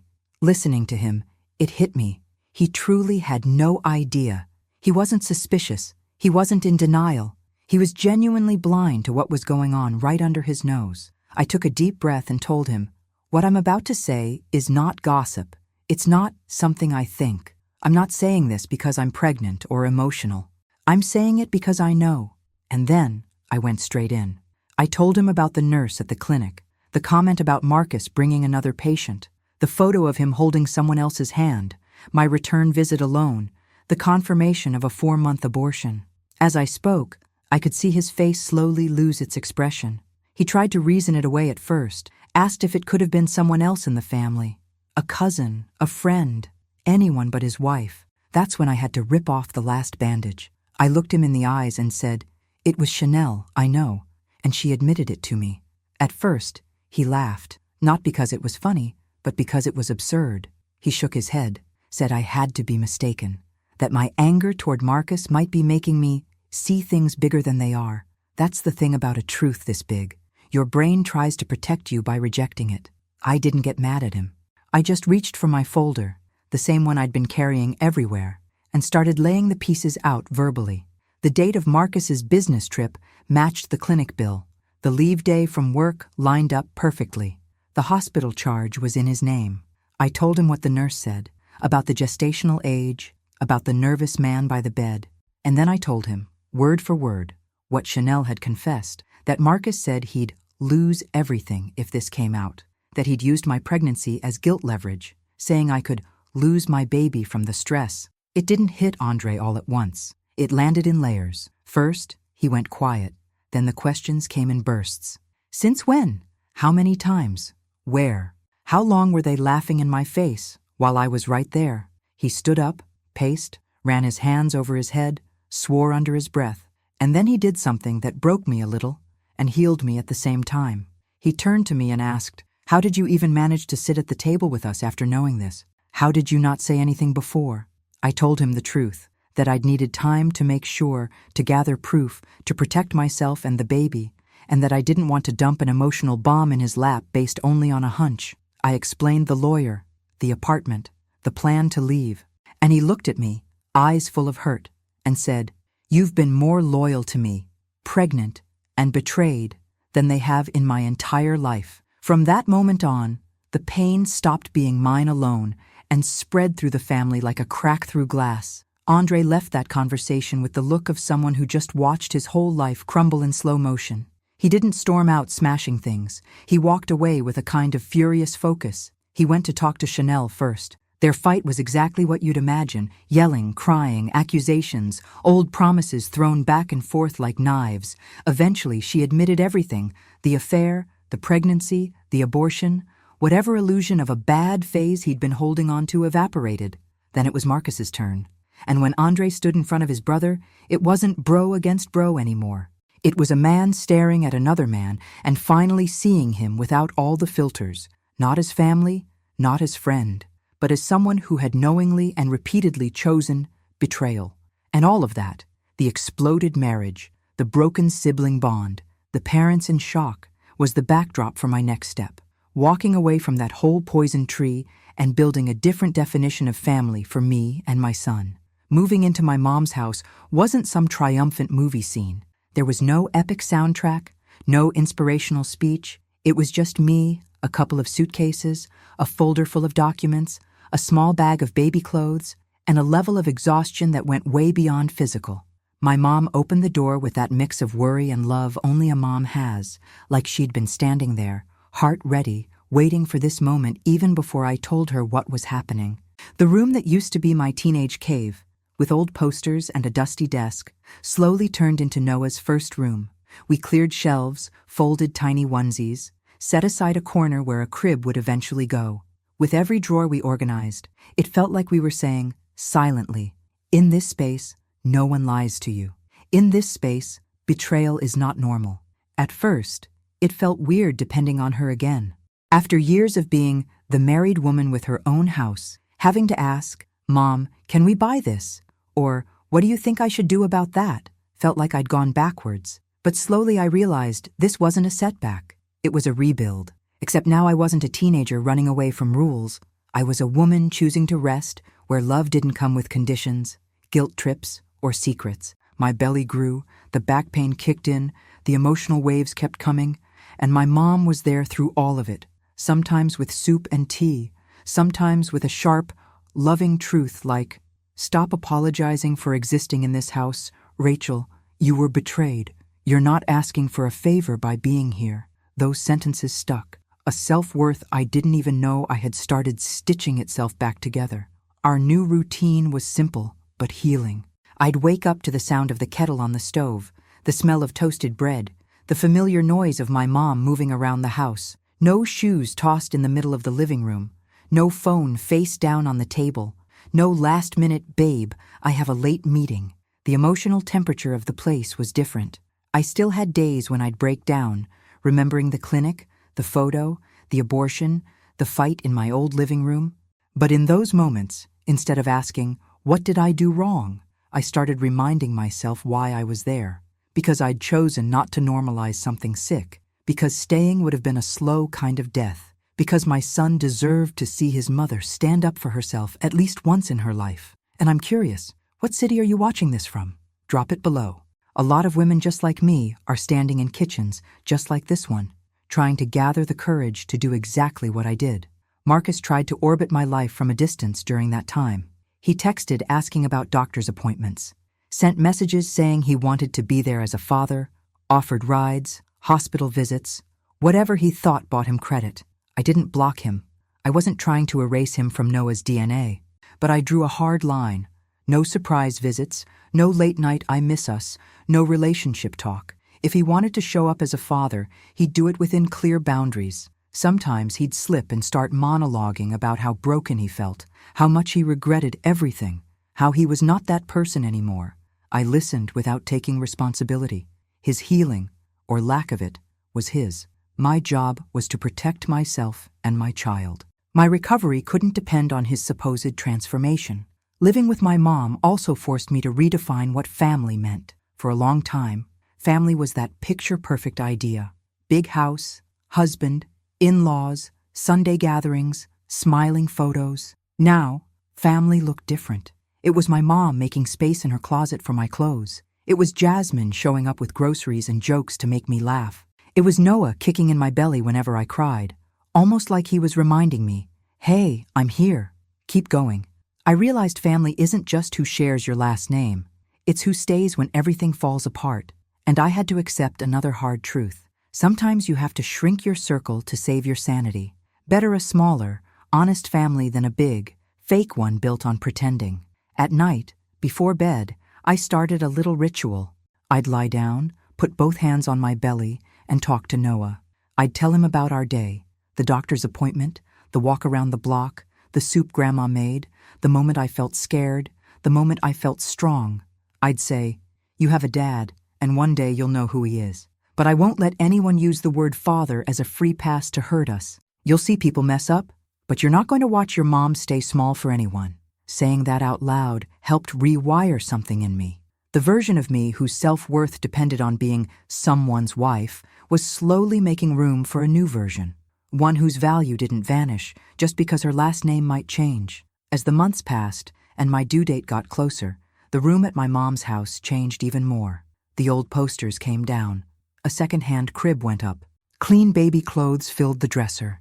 The echo of fake laughter from my ex-in-law's dining room faded, replaced by my mom calling me for dinner, Jasmine laughing on speakerphone, and the steady rhythm of Noah's little kicks. I still had a big, intense moment ahead. Labor, birth, seeing Marcus in the hospital, deciding in practice how much space he'd have. But deep down, something had already been decided. My son would be born into a world where secrets weren't just part of marriage, and where his mother would rather start over from zero than keep living in a pretty lie. The day my baby decided to come didn't ask if my life was ready. It showed up in the middle of the night, like, ready or not, Here we go. I woke up with a different kind of pain, not the usual late pregnancy discomfort, but a tightening that came in waves. At first, I tried to convince myself it was nothing, but when I checked the clock and realized those nothing pains were coming regularly, I knew. Okay, it's today. I called my mom, my voice shaking more from emotion than from fear, and in seconds, she was up, grabbing the hospital bag we'd packed weeks before. In the car, between contractions, my mind went everywhere at once. The baby, the life ahead, the life I'd left, the woman I'd been, the woman I was trying to become. And underneath all that, one uncomfortable question pulsed. Should Marcus be there? As news started to ripple through the family group that the baby's coming, my phone lit up. Prayers, emojis, heart reactions, and of course, multiple calls from Marcus. He said he was on his way to the hospital, that there was no chance he'd miss our son's birth, that he wanted to be there to support me. My mom looked at me, not judging, not pushing, and left the choice up to me. Right there in the hospital hallway, wearing a gown and breathing through contractions, I realized something. I couldn't erase the fact that he was Noah's father, but I could choose how he would show up in that moment. So I answered and said, "You can come, but don't confuse things. You're not coming as my husband. Don't touch me without asking. You're here as Noah's father, nothing else." Hearing myself say that out loud hurt and healed at the same time. Labor felt like every emotion I'd been holding in for months had decided to leave my body all at once. Pain, fear, anger, strength, love. It was all in there, layered on top of each contraction. Hours passed. Nurses came and went. My mom held my hand, fixed my hair, whispered the kind of encouragement only she could. And then, finally, that moment came. The one every mother talks about, but no one can fully describe. Noah's cry filled the delivery room. That sound cut through everything. The clinic, the betrayal, the lies, the nights I'd cried on the bathroom floor.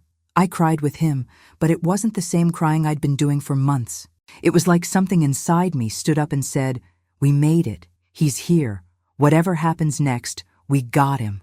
When they laid him on my chest, skin to skin, I knew there was no speech Marcus could give that would ever compete with that moment.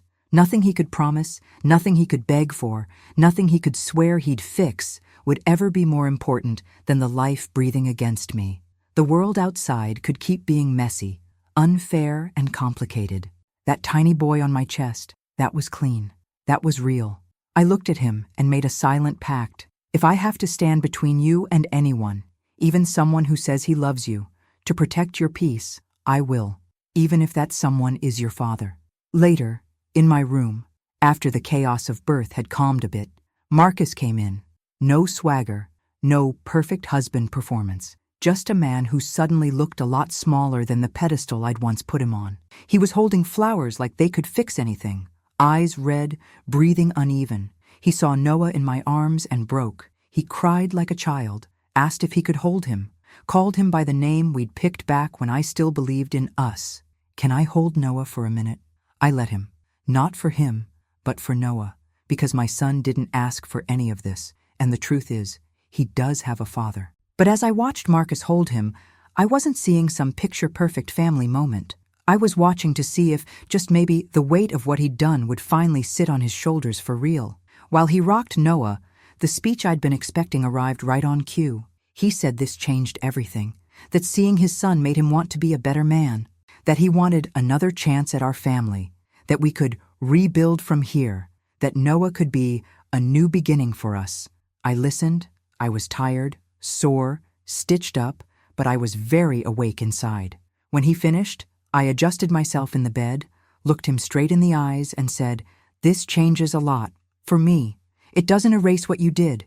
You can absolutely decide to be a better man, but that won't happen at my expense.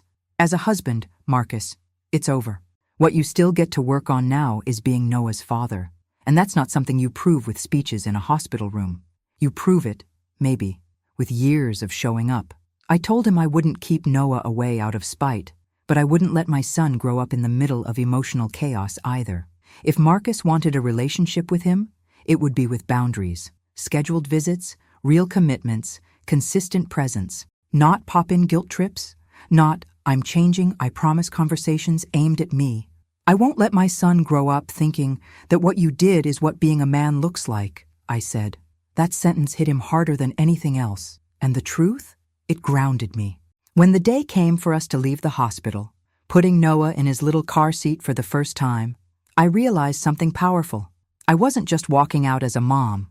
I was walking out as a woman who had finally chosen the kind of family her son would grow up watching.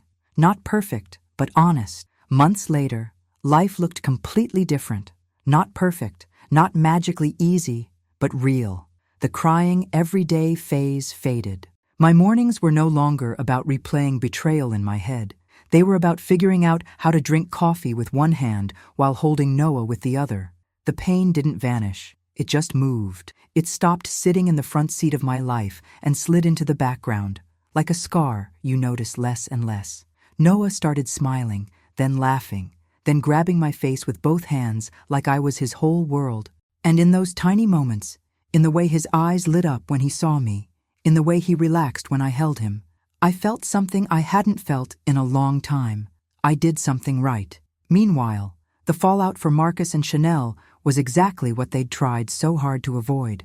Not because I destroyed the family, but because truth always collects its debt. Andre went through with the divorce. He tried, for a moment, to see if there was anything left to salvage. But once you know your wife had an affair with your brother and ended a pregnancy with him, there's not a whole lot of normal couple problems left to fix. Chanel watched her picture-perfect image crumble. No more sweet wife, no more cozy in-law group chats, no more seat at the table like nothing had happened. She had to live with herself now, and with the memory of the baby she didn't carry to term, plus the man she'd risked everything for choosing himself over and over. Marcus, on his side, still had his job, his car, his nice clothes, but emotionally, he was exposed. Family barbecues weren't the same. When he walked into a room, the energy dipped. People fidgeted. Conversations shifted. Some relatives tried to stay neutral, that classic I don't get involved in couple issues stance. But most knew this wasn't just about a random mistake. It was a pattern, a choice, a character problem. His parents, who used to brag about their responsible son, were now stuck between loving him and being deeply disappointed in him. His mother cried every time Noah visited, partly out of love for her grandson, partly out of grief for the son she thought she had. His father, proud and rigid, simply avoided saying Marcus's name out loud when people asked about the boys. There's no mask that fits comfortably once everyone has seen what's underneath. Marcus did try to be more present as a father. I'll give him that. He brought diapers, clothes, toys. He came on the days we agreed. He tried to learn how to hold a bottle the right way, how to change a diaper without panicking. But even then, there was a distance he couldn't cross just by showing up every other weekend. Being a father isn't about snapping photos with your kid and posting my everything on social media. It's about being a safe person. It's about being someone your child doesn't have to recover from later. And I decided something very simple. Noah would never hear me badmouth his dad, but he also wouldn't see me bending myself into a pretzel to make Marcus look like a hero he hadn't earned the right to be. Little by little, I started turning my story into something more than pain. With Jasmine's encouragement, I created a space online, at first anonymous, to talk about what I'd gone through.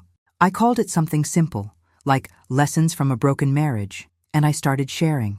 I didn't drop names. I didn't expose documents. I told the story of a woman who found out her husband got her sister-in-law pregnant and pushed her into an abortion while she herself was pregnant. The response was overwhelming. Women from everywhere started writing. Some had similar stories.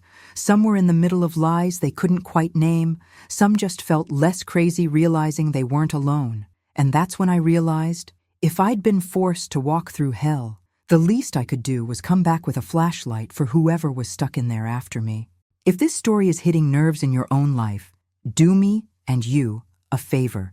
Subscribe to the channel, like this video, and tell me in the comments which part of my journey you saw yourself in.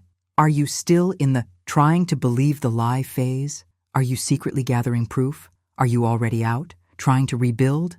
And tell me too, what city are you watching from? I love picturing this little web of women in different places, all deciding, each in their own time. I won't betray myself to keep someone else comfortable. Today, when I watch Noah crawl around my mom's living room, knocking over plastic cups and laughing like the world is the safest place, I know I made the right choice. Not because my life is perfect now.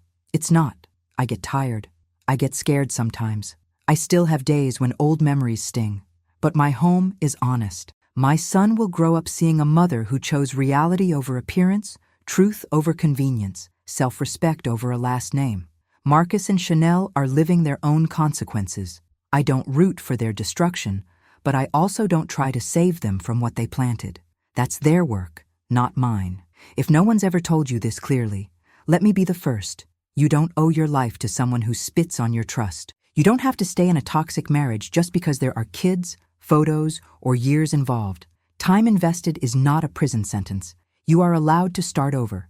You are allowed to protect your peace. And you are absolutely allowed to say, from today on, I won't help anyone hide their secrets at the cost of my soul. Looking back now, with Noah running through the house, toys everywhere and his laughter filling the rooms, I see it clearly. I didn't survive all this to stay in defensive mode or live scared of what people think when I choose my peace over their approval. I had to watch the perfect husband fall off the pedestal to finally understand that no one, absolutely no one, deserves to be placed that high inside a relationship. Because when you do that, any crack feels like the end of the world. And honestly, what I want you to take from my story isn't my suffering. It's living proof that you can walk through hell and still come out holding something precious, yourself. If there's one thing I learned, it's this. A secret inside a marriage is not a small detail. It's dynamite. It might sit there quietly for a while, buried under good intentions, rehearsed excuses, and speeches like, I messed up, but I love you. But one day, it explodes. And when it explodes, it doesn't only destroy the one who lied, it shatters the trust of the one who believed. I had to watch my husband get my sister-in-law pregnant, sit in a prenatal appointment at the same clinic where he helped end another baby's life, to finally see that love without character turns into a weapon. So let me ask you, looking straight into that part of you that you try to avoid, how much have you been betraying yourself just to keep someone by your side? What are you calling patience that, deep down, is really just fear of being alone? Maybe you're sitting there right now, watching this video in the silence of your room, while everyone else in the house thinks everything's fine. Maybe you're the one who smiles for photos, posts cute couple captions on anniversaries, but lays down at night with a knot in your chest, feeling that something is off. I'm not here to tell you, leave now, or to decide your life for you. I'm here to push you, gently but firmly, to look at your life with more courage. If you found out today something as heavy as what I discovered, a huge secret, repeated betrayal, deep disrespect, would you have enough structure inside and around you to choose yourself? Do you have somewhere to go? Someone to count on? Or are you living completely dependent on someone who's already shown you they won't hold your hand when things get ugly? Here's the harsh truth. If I hadn't started preparing in silence, gathering proof, making a plan, leaning on Jasmine, going back to my mom's house, I might still be trapped in a staged marriage, raising my son on top of a lie. And I'll tell you with total honesty, staying for the kids in an environment of disrespect is teaching them exactly what you say you don't want for their future. Noah won't grow up just listening to what I say about love. He'll be watching what I accept in the name of it. I refuse to be the mother who tells her child, know your worth, while accepting crumbs from a man who chose cowardice over honesty. So let me flip this back to you. Are you saying one thing and living another? I know how much it hurts to admit that forever came with an expiration date. I know it's not simple to leave. There's money involved, a house, family, faith, fear, guilt, shame. But I also know something else. The bill for years and years of self-abandonment always comes. Sometimes it shows up as panic attacks, sometimes as a nervous breakdown, sometimes as a betrayal you can't ignore, and sometimes as a child repeating, in their own life, the same cycle you swore would end with you. So let me ask you straight, what won't you accept anymore from this day forward? What's the first red line you're going to draw, even if, for now, It's only inside your own head. Your first step might not be moving out tomorrow. Maybe your first step is opening a separate savings account. Maybe it's quietly talking to a lawyer just to understand your options. Maybe it's going to therapy. Maybe it's being honest with one trusted friend, the way I was with Jasmine. Or maybe your first step is as simple and as powerful as admitting to yourself, this isn't okay. I deserve more than this. And no, that's not selfish. Selfish is destroying someone's life and calling it a mistake. Choosing yourself is survival. Starting over is not proof of failure. It's proof of courage. If my story stirred something in you, I want to invite you not to let that die the moment this video ends. Tell me in the comments, which part of this story looked the most like your life? The Rachel who lied to herself to keep the fantasy? The Rachel who started investigating in silence? Or the Rachel who finally said, enough? And from what city are you watching this? I actually read what you write, because I like to imagine that in every corner of this map, someone is quietly deciding, I'm not going to live off someone else's lies anymore. And of course, if you want to keep walking with me through these brutally honest conversations about betrayal, toxic marriage, starting over, self-esteem, and real change, subscribe to the channel, turn on notifications, and hit like. It's not just to help the channel grow, it's so you don't abandon yourself again. Every video here is a reminder that you deserve way more than a love that only works when no one is watching. You deserve peace without secrets, hugs without guilt, a relationship where you don't flinch every time their phone lights up.